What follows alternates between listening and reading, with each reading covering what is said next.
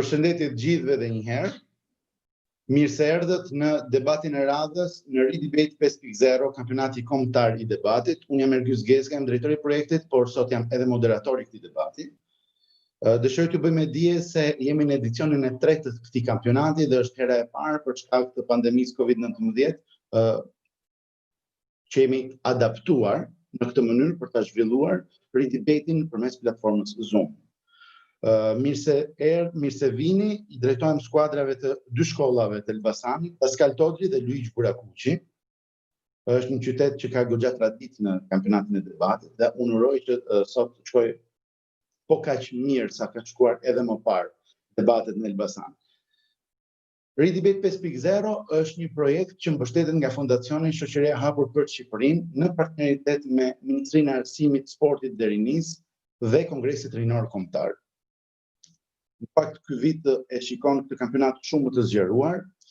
Ne u detyruam të zhvillojmë këtë kampionat përmes remote-it, pra ta bëjmë online përmes platformës Zoom, ashtu siç e thash edhe pak më parë, për shkak të këtij realiteti të ri të cilin po jetojmë përditë. Unë dëshiroj pa humbur kohë t'ia jap fjalën përshëndetëse prej gjykatësve të sotshëm dhe menjëherë më pas të fillojmë me hedhjen e shortit për temën e parë të debatit të parë. Faleminderit. Pola, di mund të hapësh mikrofonin, të lutem.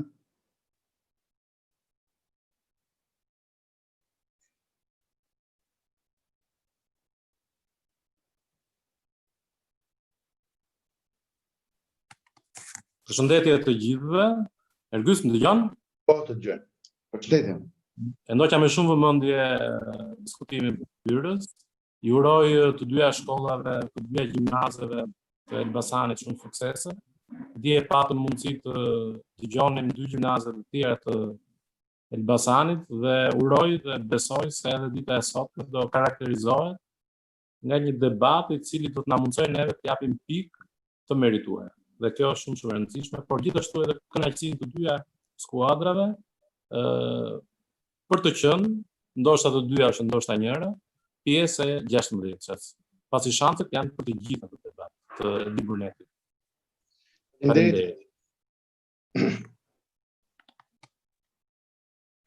Përshëndetje Ergjys.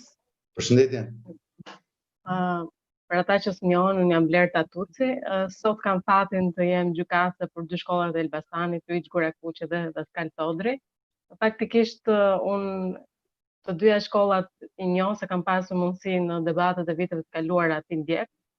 Edhe kam pritshmëri që debati do jetë shumë cilësor edhe përdhënës edhe i suksesshëm shpresoj për të dyja skuadrat. Faleminderit. Faleminderit Berta. Përshëndetje të gjithëve. Besoj se një pjesë e mirë e juaja më njeh, më mban mend. Unë jam Berta Muço, profesorë e Debati 5.0 dhe organizatës LIBURNETIK. Për sa i përket dy skuadrave ju uroj vetëm suksese dhe fitoft më e mira në këtë rast, duke qenë se jeni nga Elbasani kanë dalë shkolla që kanë pasur vërtet pritshmëri të larta, po dhe që na kanë kënaqur në çdo debat që ne kemi dëgjuar. Ju uroj shumë suksese. Faleminderit Eliberta. Mirë, jemi gati. Duke ngritur gishtin shumë, më tregoni që jemi të gjithë gati dhe të vazhdojmë, sepse keni jo aktiv mikrofonin. Ne kemi një problem të vogël. Po? Njëri prej antarëve tanë në këto momente ka probleme me internetin, po përpiqet shumë që të arrijë në kohë të bashkohet, po na informon që ka probleme. Kush është, lutem? Kevi Halili. Okej. Po çfarë ndodhi se e kishim këtu me ne? Ka patur, s'ka më internet, domethënë. Ka probleme. Në rregull, në këtë rast, ju lutem teknika, merruni vesh me Kevin, na dërgoni një numër që të t'i mundësojmë një paketë interneti dhe të futet tek me ne. Okej. Na dërgoni një numër tani, ju lutem. Po, ta dërgoj tek. Dërgosh mua numrin, lutem. Po. Dhe operatorin normalisht. Na falni, po janë gjëra edhe që ndodhin. Do ta bëjmë të mundur këtë gjë. Ashtu si kurse do ta bënim për secilin nga ju. Megjithatë, Justin, ndërkohë hedhim shortin për temën e parë, ka humbur kohë, dhe pro dhe kundër, dhe ndërkohë që jemi të përgatitja, 5 minutë, do bëjmë të mundur edhe lidhjen e Kevin. Okej, po vijojmë me temën e parë. O Luigj babeti. O Luigj, kush ka të Luigj? Atëherë, Tema e debatit. tema e debatit. Në çdo shoqëri, zhvillimi i sindikatave përmirëson kushtet e punëtorëve dhe ndikon për arritjen e një niveli të lartë pune të denjë. E kopjojmë tek çati, Justin, ta kemi atje. Ndërkohë dhe ndarjen pro kundra. Zgjedhje i pari Dhaskal Todri dhe tek debati i dytë do zgjedhje i pari Luigj Gurakuqi. Gjithë emra të rëndësishëm keni.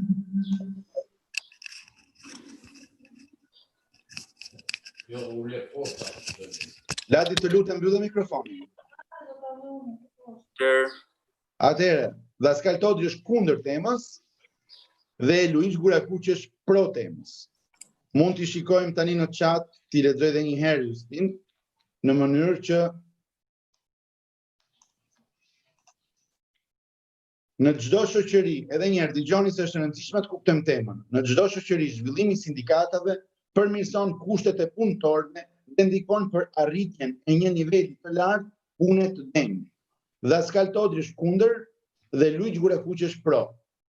E kemi të qartë? Okej, në rregull. Starton tani 5 minutë shit përgatitor për këtë temë. Faleminderit gjithë.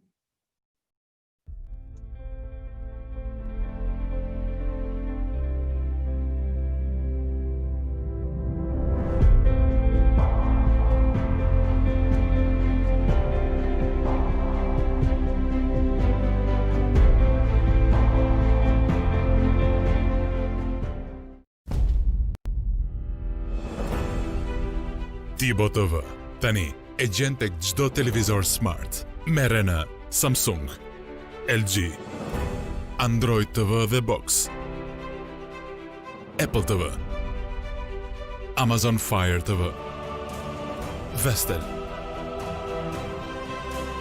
Tibo TV, shijo magjin direkt në televizorin tënd. Tibo.tv. Preview.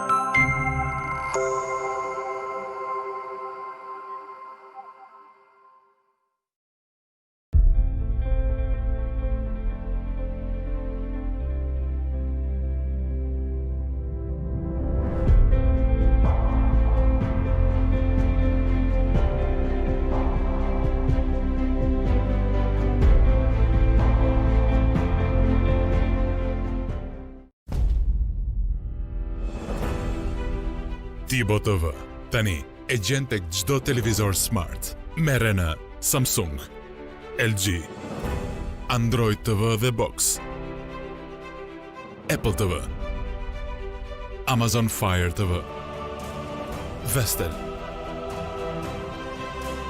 Tibo TV, shijo magjin direkt në televizorin tënd. Tibo.tv.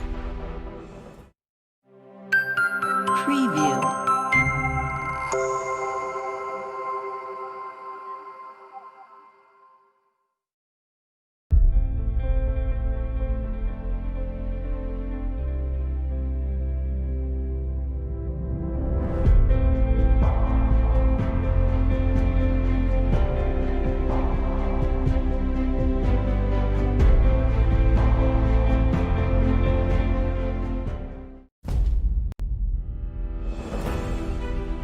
Tibo TV, tani e gjen tek çdo televizor smart, merre në Samsung, LG, Android TV dhe Box, Apple TV, Amazon Fire TV, Vestel.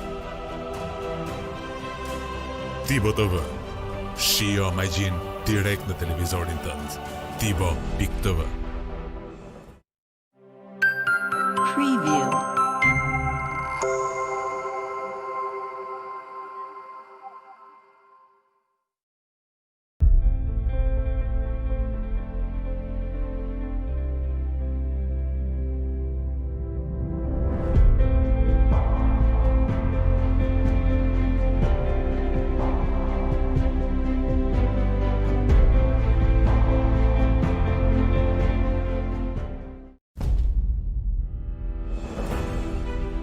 Tibo TV, tani e gjen tek çdo televizor smart. Merre në Samsung, LG, Android TV dhe Box, Apple TV, Amazon Fire TV, Vestel.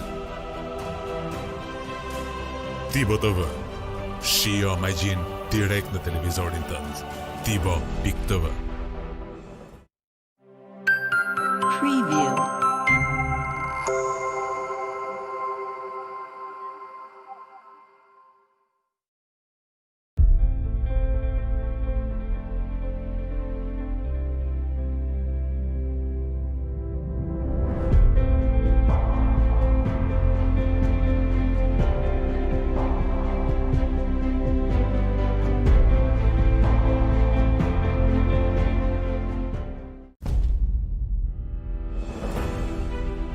Tibo TV, tani e gjen tek çdo televizor smart. Merre në Samsung, LG, Android TV dhe Box, Apple TV, Amazon Fire TV, Vestel.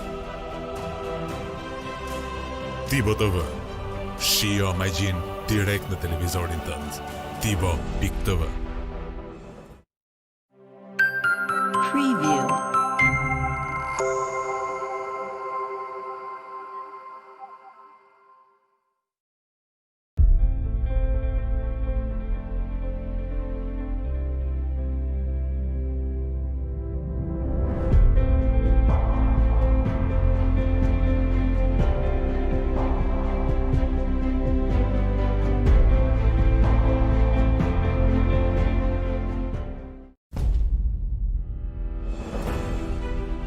Tibo TV, tani e gjen tek çdo televizor smart. Merre në Samsung, LG, Android TV dhe Box, Apple TV, Amazon Fire TV, Vestel. Tibo TV. Shijo magjin direkt në televizorin tënd. Tibo.tv. Preview.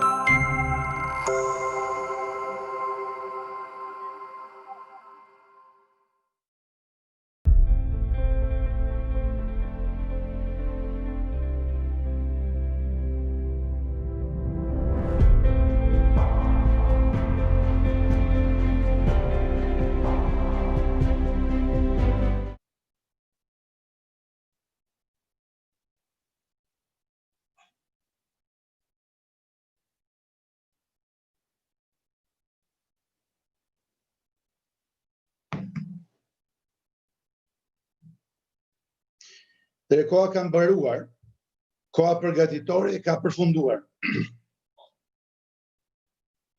Mirë se vjen Kevin. Tani të lutem. Kemi internetin, kam që të bëj. Në rregull, besoj e zgjidhe apo jo? Jo, nuk e kam zgjedhur akoma, thjesht po tentoj me metodë alternative. Po pse? Ç'a ka ndodhur? Tani është prish një nga antenat besoj të modemit e 2.4 GHz-it, me që kompjuteri im vetëm val 2.4 GHz wireless i kap. E kuptoj, Edhe është problem vete. Celular apo jo? Po pra, po tentoj me celular tani. Shumë mirë, në rregull. Tani të lutem, pozicionoj celularin mbi tavolinë. Po, atë bëje autoritet edhe ktheje në pozicion horizontal sepse duhet të fillojmë mirë. Mirë?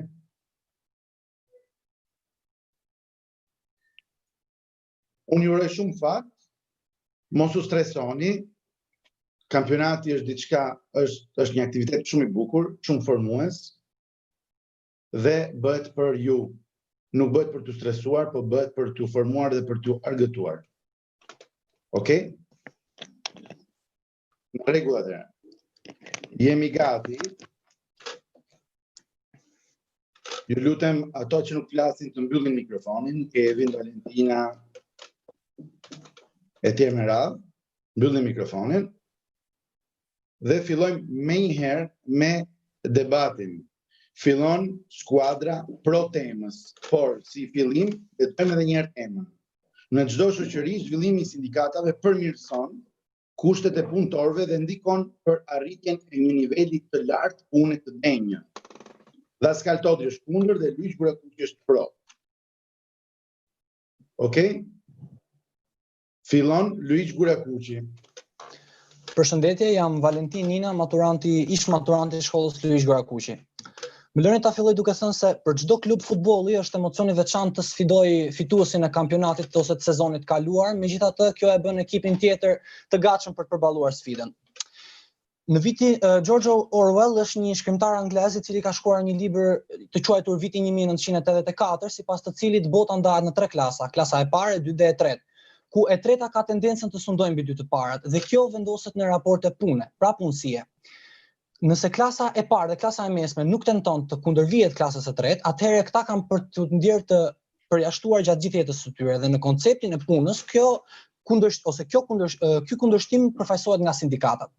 Sindikatat kanë parimet më të drejta njerëzore për sa i përket punës së lirë dhe janë përdorur gjithnjë nga propagandat e ndryshme të shteteve totalitare si pjesë e teorive të tyre. Shembull, marksizmin, i cili përfituronte botën utopike dhe botën ideale. Duke parë dhe nga përditshmëria, kanë vënë re se pronarët duan të marrin punë marsin, pra njeriu që do t'i bëjë punën dhe jo vetë karakterin apo njeriu e personit. Sipas Machiavellit, qëllimi justifikon mjetin. Qëllimi i tyre është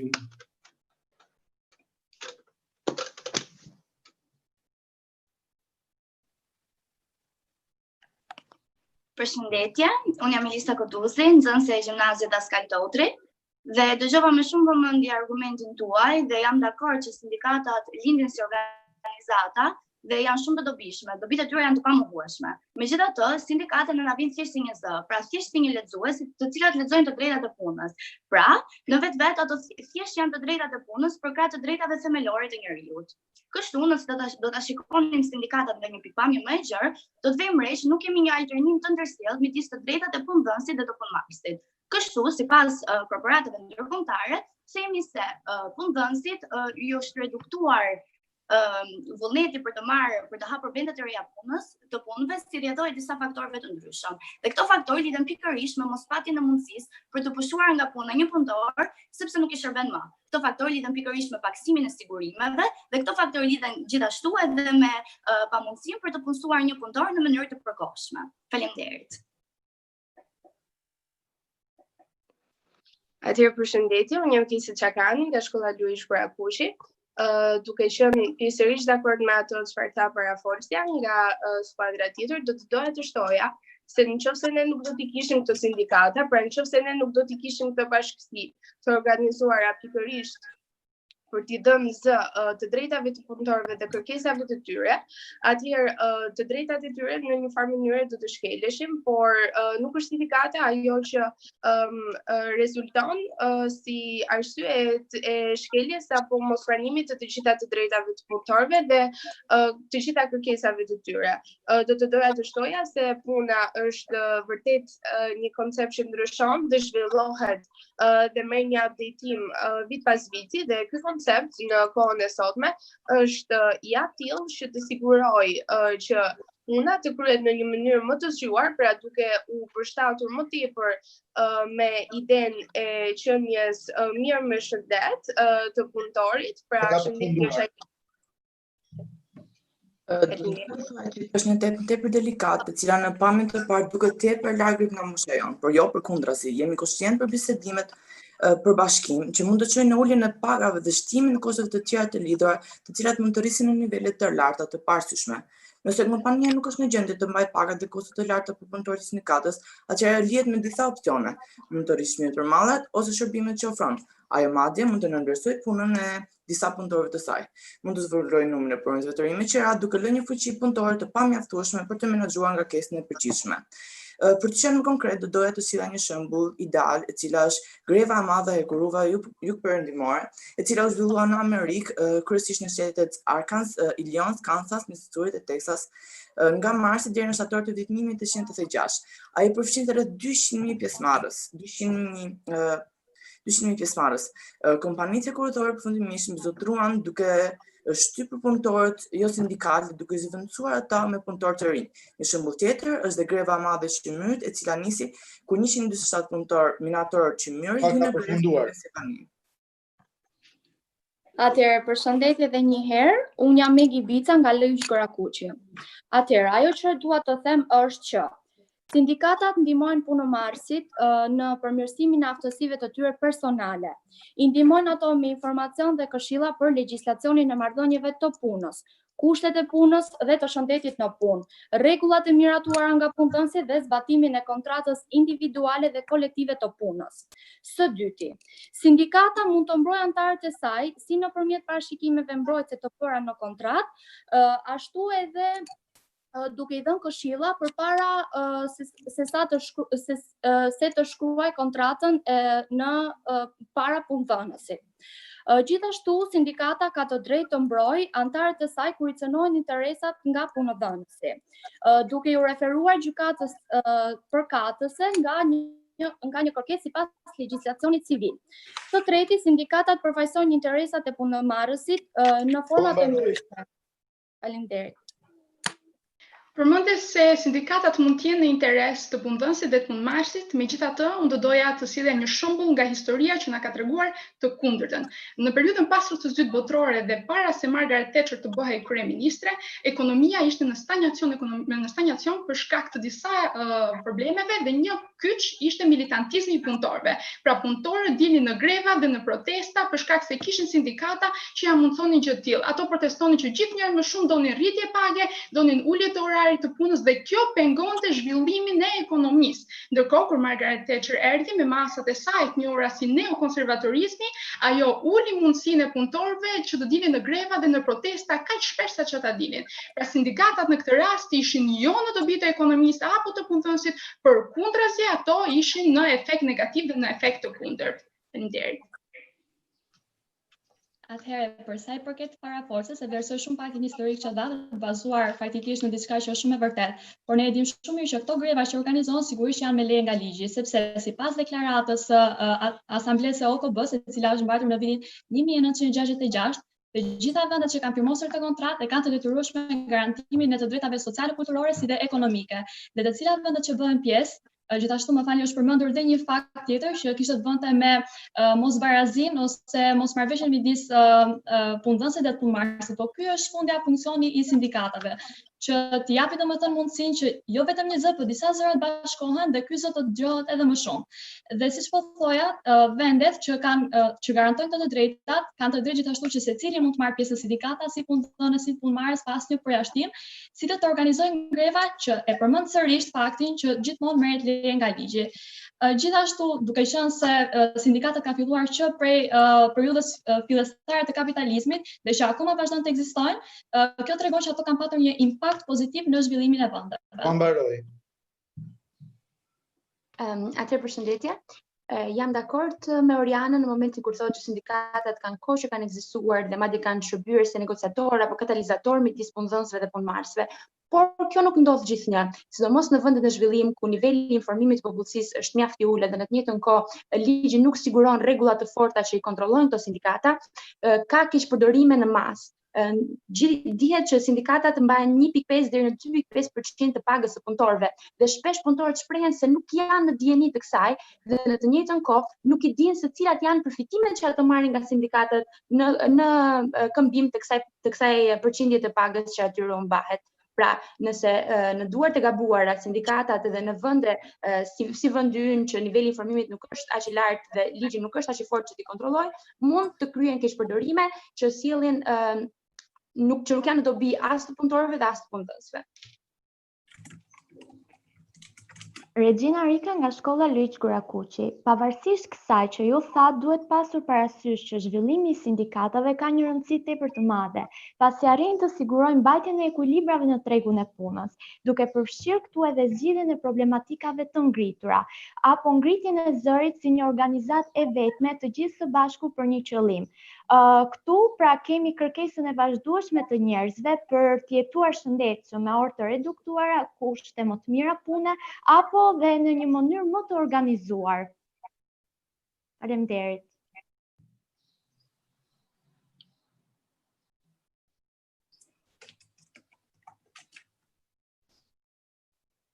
Përshëndetje.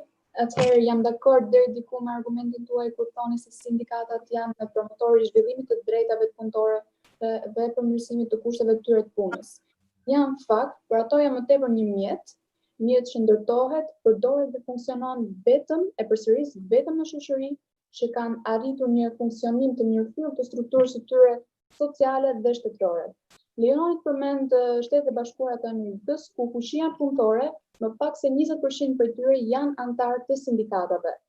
Nga ana tjetër përmend dhe pjesën më të madhe të vendeve europiane, ku fuqia punëtore vetëm në 40% që në tyre janë antarë të sindikatave. Pra, dhe njëherë jemi kundër kësaj teme, pasi nuk mund të ndodhë në çdo. Faleminderit. Përshëndetje, më quhem Debati dhe vi nga shkolla Luigj Gurakuqi. Atëherë jam dakord me mendimin tënd, po doja të shtoja që sindikatat janë të domosdoshme si organizma për të ngritur çështje dhe problematika që kërkojnë zgjidhje, si nga punëdhënësi dhe nga punëmarrësi, në mënyrë të strukturuar dhe që të reflektojnë zërin e një shoqërie që evolon dhe përpiqet të jap dinjitet punonjësve. Faleminderit.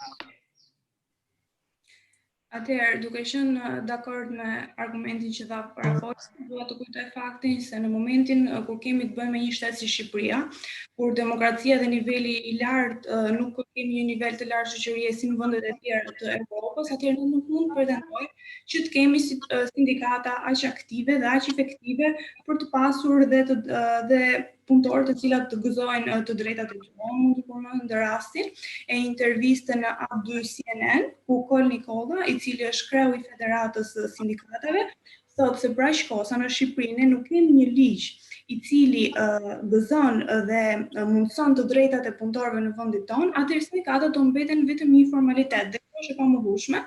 Ne kemi dhe shembullin e Alton Jaçaj, i cili pushohet nga puna dhe ai nuk gjen dot mbështetje nga sindikatët. Dhe pse ndodh kjo? Sepse në vendin tonë ato janë inaktive, pra nuk funksionojnë dhe kjo përbën një problem shumë të madh. Askush nuk i jep atij mbështetje dhe edhe pse ai ngren pretendimin se shumë antarë të sindikatave janë totalisht të painformuar për pagat e tyre. Faleminderit.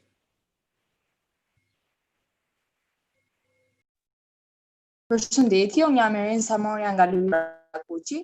Atëherë dëgjova me shumë vëmendje parafolsjen time. Dhe doja të shtoja se në vende të tjera shumë të zhvilluara siç është SBA-ja, sindikatat kemi parë që kanë rezultuar të efektshme.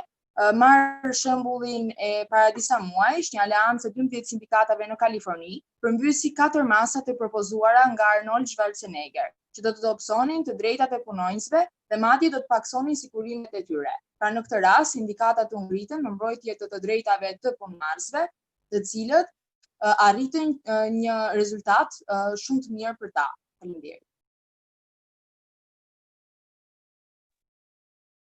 Përshëndetje, do doja të thoja që për gjithë antarët e tjerë të skuadrës kundërshtare që ishin pro kësaj temës për sindikatat, përmendëm vazhdimisht se sindikatat janë pak një drejt, por nuk duhet harruar që ka një drejt kaq e madhe vijnë edhe detyrimet shumë. Për shembull, për sindikatat kërkohet një pagesë e vazhdueshme dhe gjithashtu një pjesëmarrje e vazhdueshme. Këto detyrime bien në kundërshtim me njerëzit në përgjithësi për shkak se ato jo gjithmonë janë të gatshëm që të përballen me këto detyrime. Për shkak të orarëve të gjatura në punë apo probleme të tjera familjare të cilët nuk duan të marrin pjesë vazhdimisht në këto sindikata. Gjithashtu që të jesh pjesë e një sindikate duhet të jesh në një punë apo e kundërta. Pra, si fillim duhet të bësh pjesë e sindikatës që të pranohesh në punë. Dhe jo gjithmonë këto pengesa sjellin edhe probleme të shumta për punësimin e njerëzve të ndryshëm. Faleminderit.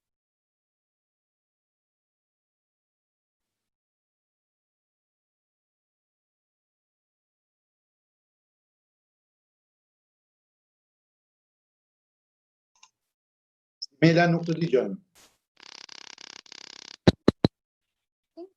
Po, fol prap tani të lutem. Po, tani po. Po thotë se rëndësia e sindikatave është vënë re që në kohën më përpara kur të gjithë u ngritën dhe kërkuan të drejtat e tyre. Dhe nëse nuk do të ishte për ato, ne nuk do të kishim mundësinë që të kishim një orar 8 orësh siç e kemi sot për të punuar.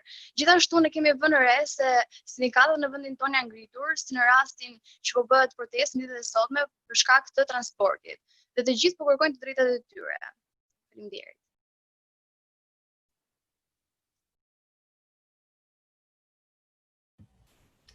Atëherë, do doja të thoja se deri tani u diskutua në mënyrë rigoroze për çështjen e unitetit që ofrohet nga këto sindikata, por askush nuk përmendi se duhet mbajtur një balancë e vazhdueshme midis individualizmit dhe unitetit. Pra, këto sindikata nuk inkurajojnë individualizmin e punëtorëve.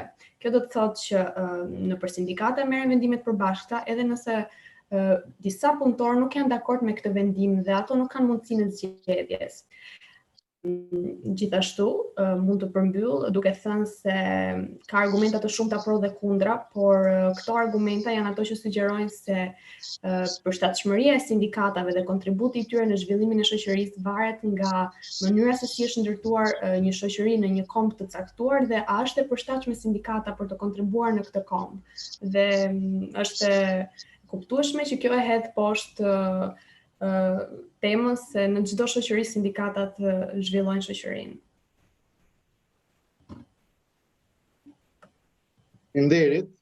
Faleminderit të dyja skuadrave. Unë u kënaqa shumë duke dëgjuar këtë debat. Ky është opinioni im personal për sa i përket një feedbacku të shkurtër të debatit. Më falni, kemi të drejtë replike? Jo. Nuk ka, okay, faleminderit. Nuk ke të drejtë replike. Debati i parë ka përfunduar këtu, keni folur të gjithë. Et nga njëra skuadrë dhe det nga skuadra tjetër. Ju komplimentoj edhe një herë për përgatitjen dhe për dedikimin dhe për të gjitha faktet dhe statistikat që na solli. Dëshirojmë që të fillojmë me një herë, Justin, të lutem, me hedhjen e shortit për debatin e dytë. Intervjuojmë me temën e dytë.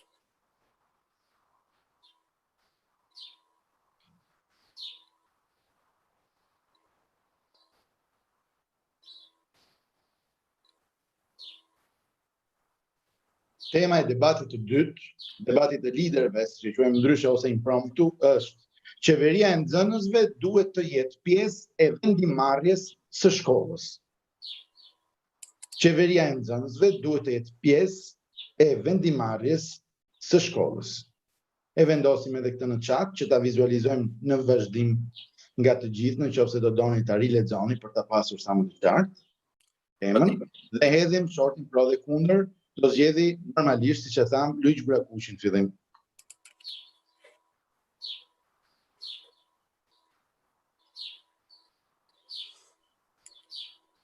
Dëgjoj ti seri ma zogj, sa mirë që kemi afër dritareve natyre dhe zogj. Kundër. Atëherë Luigj Gurakuqi është kundër temës dhe Dhaskal Todri është pro temës. Përsërisim temën, ju lutem. Qeveria e nxënësve duhet të jetë pjesë e vendimarrjes së shkollës. Luigj Gurakuqi është kundër temës dhe Dhaskal Todri është pro temës. Dhe pasi kemi përzgjedhur temën, ju pyes, keni paqartësi për të? Nga ana jonë jo. Okej. Jo, jemi okej. Në rregull. Atëherë, fillojmë që në këtë moment të numërojmë 5 minuta përgatitore.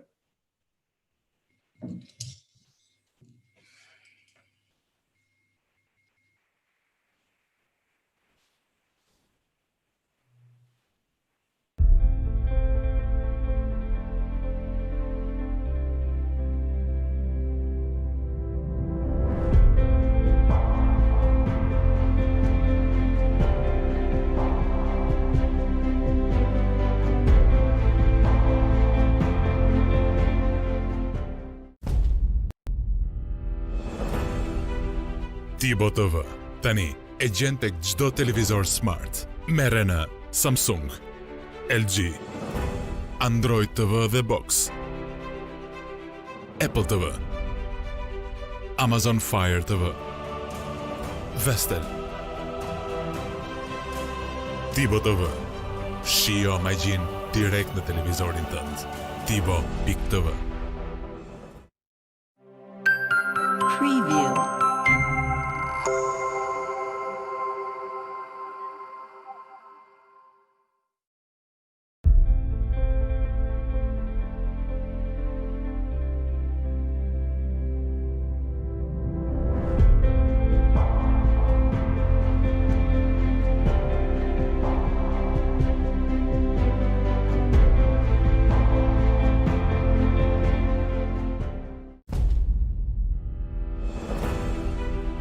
Tibo TV, tani e gjen tek çdo televizor smart, merre në Samsung, LG, Android TV dhe Box, Apple TV, Amazon Fire TV, Vestel.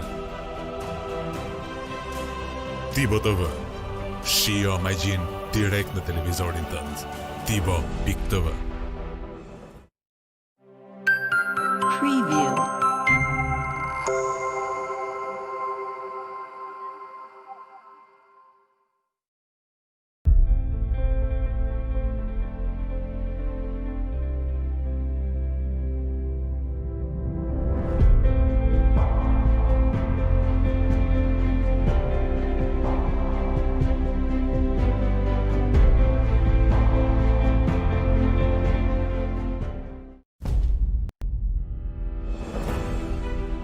Tibo TV. Tani e gjen tek çdo televizor smart, merre në Samsung, LG, Android TV dhe Box, Apple TV, Amazon Fire TV, Vestel. Tibo TV. Shijo magjin direkt në televizorin tënd. Tibo.tv. Preview.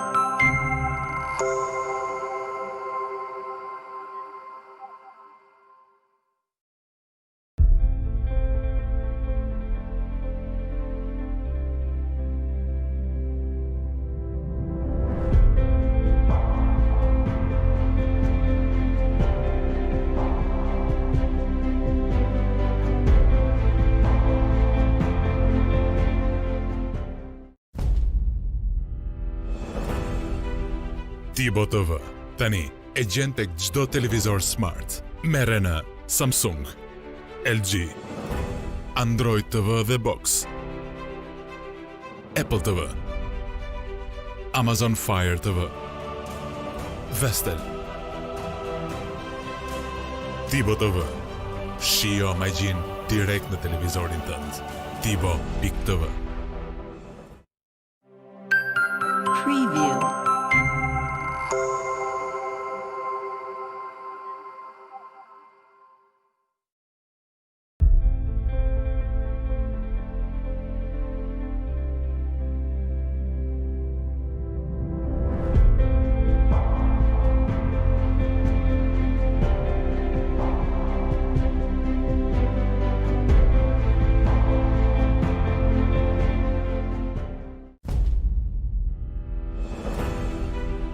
Tibo TV. Tani e gjen tek çdo televizor smart, merre në Samsung, LG, Android TV dhe Box, Apple TV, Amazon Fire TV, Vestel. Tibo TV. Shijo magjin direkt në televizorin tënd. Tibo.tv. Preview.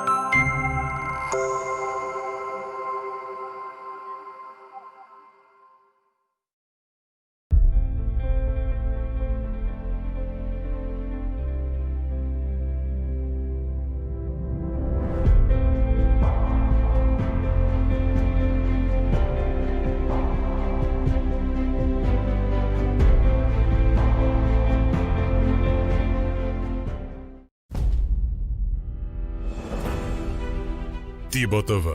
Tani e gjen tek çdo televizor smart, merre në Samsung, LG, Android TV dhe Box, Apple TV, Amazon Fire TV, Vestel. Tibo TV. Shijo magjin direkt në televizorin tënd. Tibo.tv. Preview.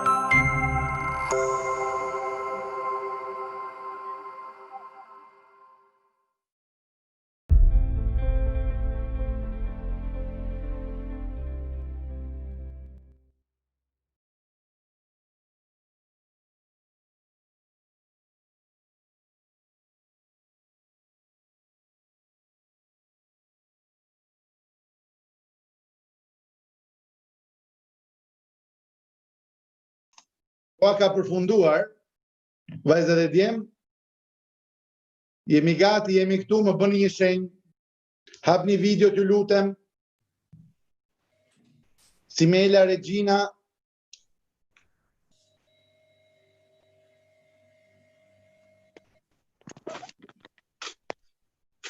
jam i bindur që shumë nga fytyrat që qarkullojnë në Debatit nesër do kenë role të rëndësishme në vendin tonë. Ju faleminderit. Dhe kjo gjë na bën krenar vërtet. Pasi jo nuk duhet ta merrni si lojë sepse këto jemi, popullsia kjo është brezi juaj, por pastaj të riciklohet brezi jon, do vini ju patjetër. Dhe jam i bindur që me përgatitje që po tregoni dhe me përgatitje që do tregoni edhe në shkollën e lartë, do bëheni vërtet dikushi sepse keni një komunikim shumë të mirë, edhe një seriozitet dhe dedikim në atë që bëni. Komplimente. Ju kam bërë shumë komplimente sot. Nuk zakonisht është komplimente. Ju faleminderit. Është me vërtet motivim. Faleminderit ju. Atëherë, jemi gati për debatin e dytë. E lexojmë edhe një herë temën, e cila është: Qeveria e nxënësve duhet të jetë pjesë e vendimarrjes së shkollës. Luigj Gurakuqi është kundër dhe Dhaskal Todri është pro. Kështu ishte? Në rregull. Fillon ai që është pro dhe keni 4 ndërhyrje në mënyrë të alternuar me nga 2 minuta secili. Shfrytëzoni kohën që keni në dispozicion. Atëherë, të filloj debati.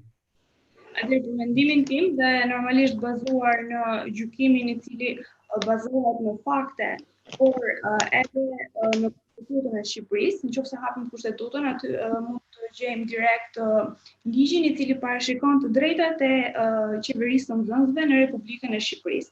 Dhe pikërisht ky ligj parashikon dhe liston të gjitha të drejtat e qeverisë së nxënësve, e cila kryesore dhe primare është vendimarrja në shkollë. Vendimarrja në shkollë është shumë e rëndësishme, pasi si fillim dëgohet zëri i të rinjve, bëhet fjalë për moshën 15 deri në 18 vjeçar, të cilët janë njëkohësisht edhe ardhmja e vendit tonë, duke pasur mundësinë që të fuzojnë të drejtën e marrjes së një vendimi në shkollë, ato janë më të lumtur dhe ndihen normalisht më të sigurt në mjedisin ku ato janë. Ne marrim rastin e një klase, e cila mund të ketë 24 persona, dhe nëse për këto 24 persona nuk është një person i vetëm i cili mund të adresojë kërkesat e tyre, atëherë si mund të kemi një shkollë të sigurt, por që ka dhe një klim pozitive ndërmjet tyre, mendoj se do të ishte shumë e vështirë. Normalisht në momentin kur ky senator adreson kërkesën që mund të ketë klasa tek presidentit, i cili unë kam edhe eksperiencën time personale, pata fatin të vit kisha presidente e shkollës Dhaskal Todri,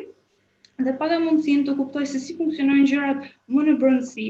Sa e rëndësishme është që zëri im, por njëkohësisht edhe 23 senatorëve të tjerë që unë kisha pas meje, është shumë e rëndësishme që në tërëzën e rrëmbullakët të dëgjohet dhe zëri im. Në këtë mënyrë është më e lehtë për mua dhe për gjithë njerëzit e tjerë që të kenë pozitive në shkollë dhe që na ndihmon të kuptohem me njëri tjetrin, por edhe me zyshat tona kujdestare, sepse ndodh të rëndom, sidomos në Shqipëri, ku senatori mund të themi pa ofendime, është thjesht një vegël e mësuesve kujdestar të cilët përdoren. Por në fakt nuk është kështu. Senatori duhet të adresojë kërkesat dhe të gëzojë disa të drejta më shumë në mënyrë që të kemi një mbarvajtje sa më të mirë në shkollë. Ku mbaroj? E respektoj shumë parafolsen për hyrjen që i bëri problemit dhe respektojmë gjithashtu Kushtetutën. Duhet them dhe ta theksoj në fillim që askush ne nuk na i mohon të drejtat. Të drejtat tona garantohen dhe jemi shumë fatlum për këtë gjë. Por unë për mendimin ton, të grupit ton dhe siç na u caktuar, ne duhet të mbetemi vetëm tek adresimi dhe jo tek vendimarrja. Me keqardhje dua të them se qeveria e nxënësve në shumë shkolla është thjesht një organizëm burokratik ku senatorët ose nxënësit që marrin pjesë e shikojnë atë thjesht si një mekanizëm për të shmangur nga orët e lodhshme mësimore. E ritheksoj, më vjen sërish kaq, por duhet ta them që shumë senatorë janë si personazhi Shoku Zylo i Dritoria Gollit. Organi duhet respektuar dhe duhet qëndrojë aty thjesht si një ide e vendimarrjes që neve duhet kemi në shkolla, por vetëm për të na inkurajuar. Ne, ritheksoj sërish, duhet të ngelemi thjesht tek adresimi. Shpesh ndodh që zgjedhjet e këtyre nxënësve nuk janë demokratike, kjo në thonjza, pasi po flasim në nivel shkolle dhe jo në nivel kombëtar, dhe nuk janë të ndershme. Ato mund të lënë në shumë raste pa dëgjuar zërin e shumë nxënësve të cilët janë të ndrojtur, dhe kjo në thonjza, të cilët nuk kanë aktivitet ose shoqëri shumë të madhe në klasë. ne I shpëtojmë kështu që vendimarrjes autokratike nëse do të kishe vendimarrje. Mësuesit tanë janë njerëz me përvojë shumë profesionale dhe duke qenë me përvojë shumë profesionale, ne mund t'i adresojmë problemet atyre. Ata duke përfshirë këtu dhe prindrit, duke qenë se ata kanë dhe përvojën e jetës, kanë një përvojë më të gjerë se ne dhe jashtë ambienteve të klasës. E pranojmë që duhet ekzistojë, por nuk duhet të marrë kompetenca të pakufishme sepse do të kalojë më pas thjesht në një vegël, siç e tha dhe parafolsja, I cili nuk ka për të shërbyer asgjë, ka për të qëndruar aty, thjesht si ajo godina bosh që qëndron në çdo qytet. Faleminderit. Atëherë, jam dakord me atë që tha Nino, por deri diku nuk duhet harrojmë faktin se drejtori Golli në momentin kur shkruan dhe boton shokun Zylo, ai tenton që t'i thumbojë dhe njëkohësisht I largohej nga shoqëria e tij pasi shoku Zylo të përdoren nga gjithë personat që ai ka të vet. Pra, nëse ne pretendojmë që shoqëria jonë do të vazhdojë të ketë një shoku Zylo, atëherë kush ardhmja jonë? Ardhmja jonë jemi pikërisht ne 23 vetat që jemi këtu dhe më pas gjithë miqtë tanë. Pra, ne jemi ardhmja dhe nëse e ardhmja e vendit tonë nuk kontribon në vendimet që merren në rreth e kaq vogla siç mund të jetë shkolla, apo edhe drejtoria arsimore, pasi qeveritë e nxënësve, siç e thash, vazhdoi të flas bazuar në ato që parashikon kushtetuta, parashikohet që një qeveri e nxënësve në një shkollë, në një gimnaz të caktuar, të bashkëpunojë me qeveritë homologe. Duke bashkëpunuar me qeveritë homologe, kërkesat të cilat mund të jenë të një aspekti më të mëdha dhe adresojnë probleme më të mëdha, atëherë kjo mund ndihmoj respektivisht që këto probleme të adresohen jo vetëm me drejtoritë arsimore të rretheve përkatëse, por edhe në nivele më të larta, siç mund të flasim në nivelin e ministrisë. Dhe diçka tjetër për Nikun, I cili tha që respektohen të drejtat në vendin tonë, atëherë mos harrojmë faktin se për aq kohë sa të drejtat respektohen, atëherë normalisht që nxënësve ju takon të marrin pjesë në vendimarrje, sepse ndryshe ne nuk mund të kemi një klim pozitive dhe aq më tepër të pretendojmë që jemi një model I demokracisë. Përderisa ne duam të hyjmë në BE, atëherë mund të fillojmë të flasim shenjat e para të një shteti demokratik. Faleminderit. Kur ne folëm për sindikatat, ju thatë se sindikatat mund të keqpërdoren, dhe kjo është e vërtetë. Çdo mjet demokratik mund të keqpërdoret për interesa të ndryshme personal. Unë do t'ju drejtoj thjesht një pyetje. A funksionojnë sot sa duhet qeveritë e nxënësve? A nuk kemi ne koherent që kemi të gjithë miq e shok të cilët janë senator, të cilët janë kujdestar klasash, të cilët janë përfaqësues, por që e kanë më shumë mendjen për të dalë për të pirë një kafe jashtë ambienteve të shkollës, sesa për të qëndruar brenda në shkollë. Njeriu ideal nuk ekziston. Ne përpiqemi të arrijmë atë. Për sa I përket shokut Zylo, me që unë e mora si referencë për të hapur debatin tim dhe Nensi e ripërmendi, për cilën respektoj shumë, kam konsiderate lartë, ne duhet përpiqemi të jemi demka të cilët të adresojmë. Jam bazuar shumë tek folja adresojmë, për gjithë ata që nuk e njohin Demkën, Demka është një personazh I cili punon shumë, është shumë kompetent, por megjithatë shtypet. Ne kemi për të bërë si Zylo nëse do ta bazonim vendimarrjen tonë me mendime qesharake dhe me aventura kalamajsh. Eri përsëris me aventura kalamajsh, jemi shumë koherent dhe jemi shumë koshient që të drejtat dhe detyrimet që nxënësit kanë nuk janë në nivelin e duhur dhe ne si popull shqiptar, pa këtu përfshi gjithë bashkëfolësit, përfshi gjithë moshatarët e mi, nuk jemi në atë nivel intelektual për të marrë vendime të cilat prekin drejt për së drejti vendimarrjen dhe prekin drejt për së drejti mënyrën se si ne jetojmë se si ne shkollohemi. Faleminderit. Atëherë, duke dashur të kundërshtoj, më duhet të kujtoj diçka që besoj relativisht 80% e çdo nxënësi I cili ka relativisht rezultate të larta në shkollë, në momentin kur do të aplikojë për një universitet jashtë vendit, një nga pikat është eksperiencat e ndryshme që mund të ketë. Në momentin kur një person ka qenë president në një shkollë, atëherë kjo vlerësohet shumë nga vendet jashtë. Pse ndodh kjo?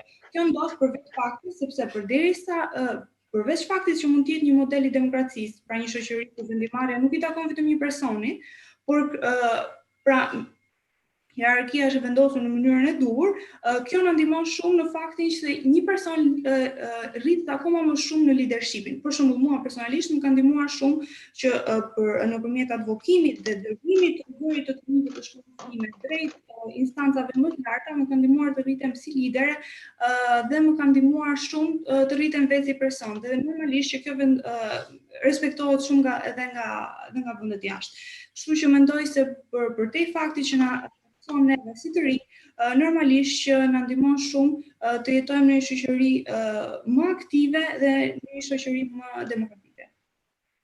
Më falni sërish nuk i përgjigjet pyetjes sa funksionale janë qeveritë e nxënësve sot. Nuk flasim vetëm për Tiranën dhe Elbasanin, të cilët janë qendrat më të disa nga dy nga qendrat më të zhvilluara në Shqipëri. Më falni, si ekziston qeveria e nxënësve në një fshat të largët të Shqipërisë apo në një qytet ku nuk është kaq i zhvilluar mendimi intelektual siç ne po bëjmë të nivel debati? Përsëri pyetja juaj nuk mori përgjigje. Për sa i përket CV-së së pasur dhe aplikimeve për jashtë shtetit, ritheksoj keqpërdorimin.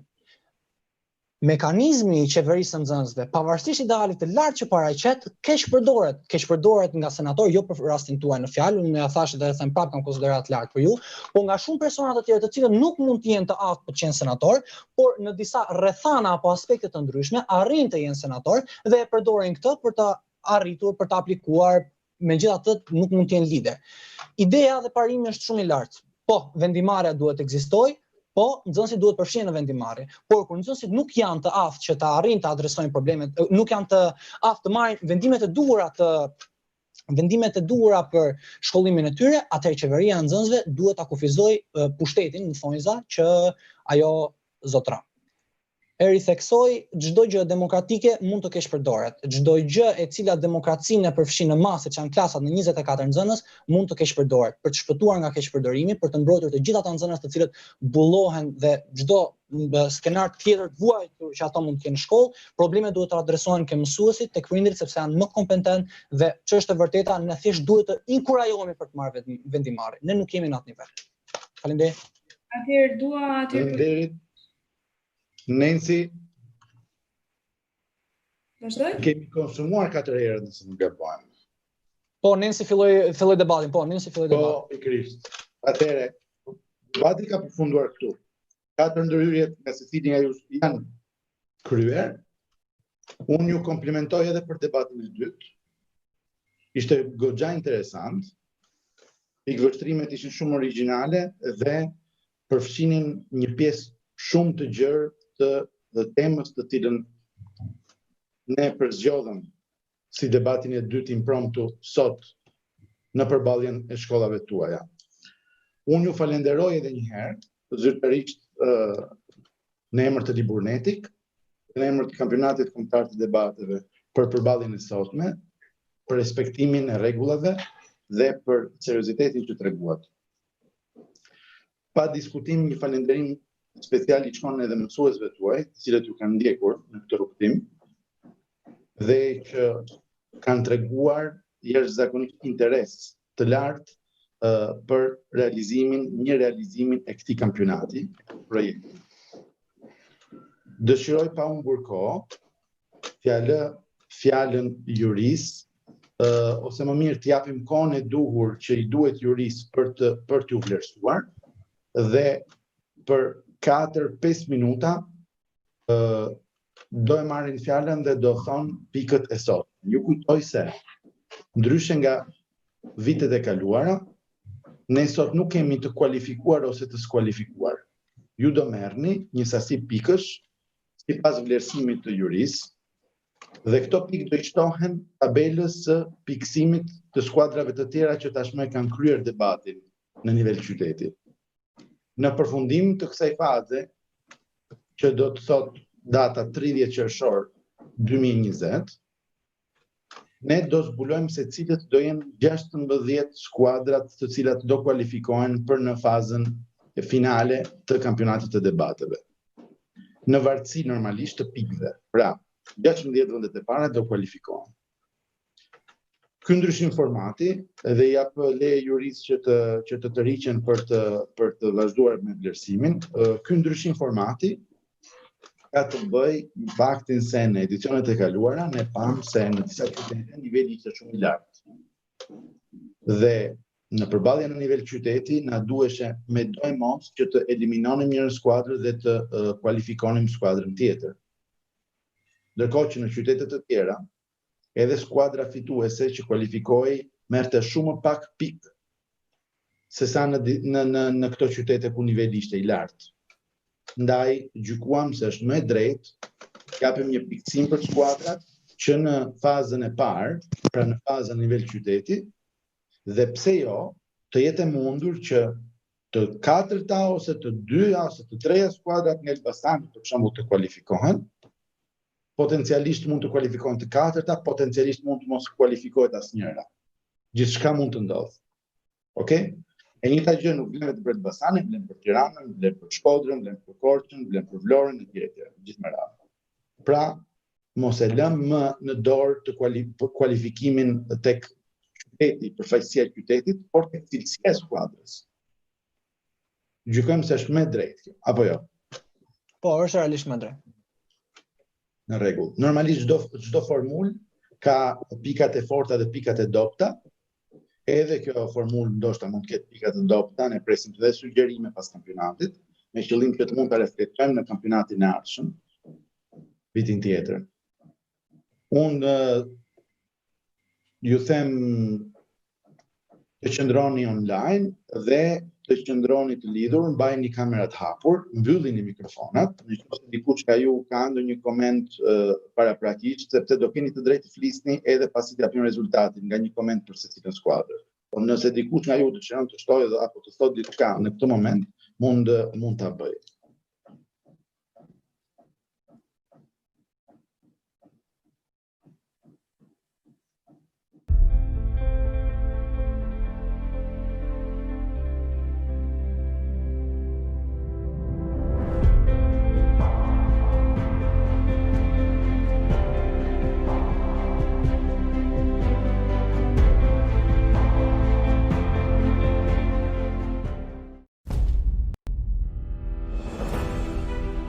Tibo TV, tani e gjen tek çdo televizor smart, merre në Samsung, LG, Android TV dhe Box, Apple TV, Amazon Fire TV, Vestel. Tibo TV, shijo magjin direkt në televizorin tënd. Tibo.tv. Preview.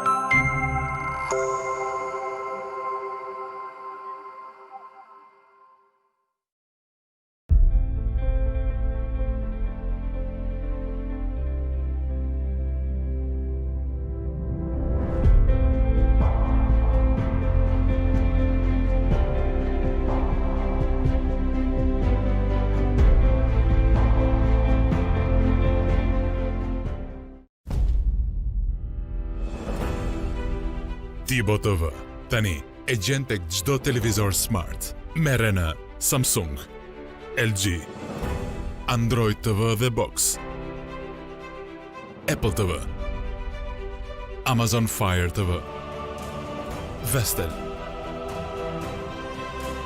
Tibo TV, shijo magjin direkt në televizorin tënd.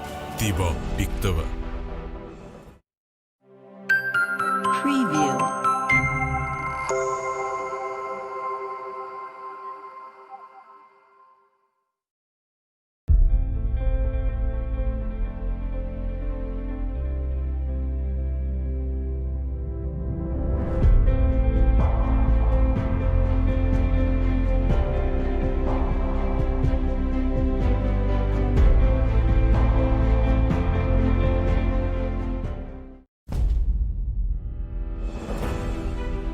Tibo TV, tani e gjen tek çdo televizor smart, merre në Samsung, LG, Android TV dhe Box, Apple TV, Amazon Fire TV, Vestel.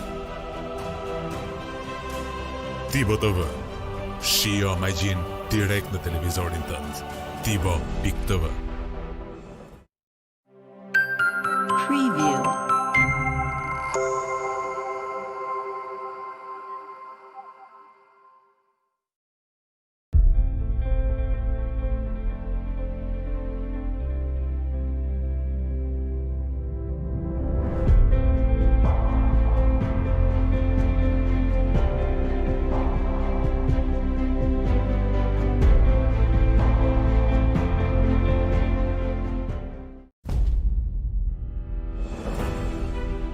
Tibo TV, tani e gjen tek çdo televizor smart, merre në Samsung, LG, Android TV dhe Box, Apple TV, Amazon Fire TV, Vestel, Tibo TV. Shijo magjin direkt në televizorin tënd. Tibo.tv. Preview.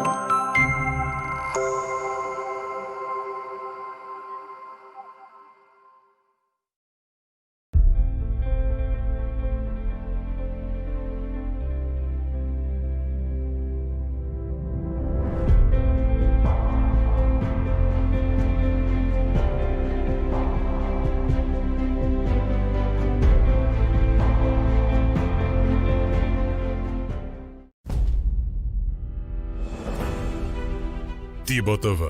Tani e gjen tek çdo televizor smart. Merre në Samsung, LG, Android TV dhe Box, Apple TV, Amazon Fire TV, Vestel,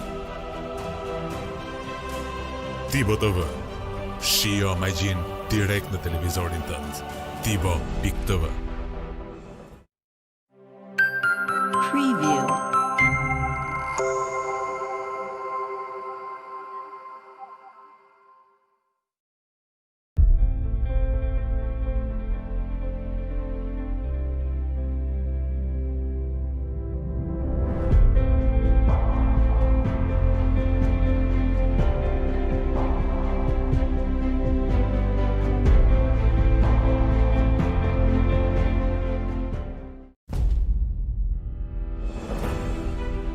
Tibo TV. Tani e gjen tek çdo televizor smart. Merre në Samsung, LG. Ta mbylla desha të thoja që sot më zhdukur vetja si këta të ftuarit në për emisione politike dhe ishe kënaqësi e veçantë. Mbylla, kaq kisha. Ne dëshirojmë t'i zëvendësojmë sa më parë se janë bërë dinozaurë. Kjo përgjigje është shumë origjinale. Okej.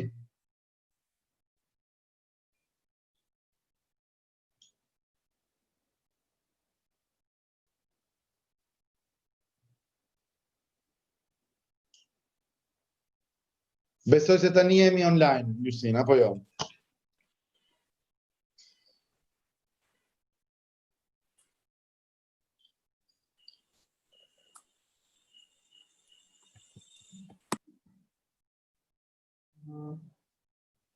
Mirë atëherë, ja lëm fjalën juris, më thonë se juria është gati, ndaj me njëherë ja lë fjalën juris për të dhënë një koment se cili për tyre dhe pastaj edhe pikët. Faleminderit. Unë nuk do zgjatesha shumë, se besoj keni emocion për të dëgjuar se sa pikë keni marrë sot, thjesht do t'ju përgëzoja. Si e theksova edhe që parë me dy kolegët e mi Blertën dhe Ladin, ishte një nga debatet më të bukur që unë kam dëgjuar këtë vit në Renditja 5.0. Vlen për të theksuar një gjë që më ra në sy është grinta, motivacioni që u dhat sot, dhe pjesa e ndërthurjes komenteve historike, shembujve historik më saktë, me ato aktuale, siç ishte ajo e Orwellit dhe Thatcherit me protestën urbane aktualisht që po ndodh në Shqipëri. Unë ju përgëzoj, uroj që t'ju shoh në finale dhe më dhat një motivacion më shumë për ditën e sotme. Ju falenderoj. Faleminderit Eliverta. Nuk e di nëse ka Ladi dhe të vazhdoj unë pastaj edhe me pikët. Ladi? Ladi, të lutem. Përshëndetje të gjithëve. Dashur miq doja të thoja në fakt edhe sepse me të vërtetë ishte një kënaqësi e madhe që të ditë të shtunë ta kaloja së bashku me ju. Edhe t'ju dëgjoja, edhe është me të vërtetë emocionuese kur dëgjon skuadra të cilat janë gati për të qenë edhe më tej. Është shumë emocionuese të dëgjosh skuadra të cilat përballen dhe të dëgjosh skuadra të cilat përballen edhe me fitues. Dhe kjo është akoma më e rëndësishme. Fitoria më e madhe është gjithmonë të përballesh me fituesit. Dhe natyrisht kjo është unë do të mbahet më gjatë për të dyja skuadrat dhe uroj dhe besoj dhe unë kam nderin dhe kënaqësinë dhe do uroj që Ergysi do më japi që të dyja skuadrat i dëgjojnë në debatet e ardhshme. Bashkë miru takofshim. Po marrë fjalën.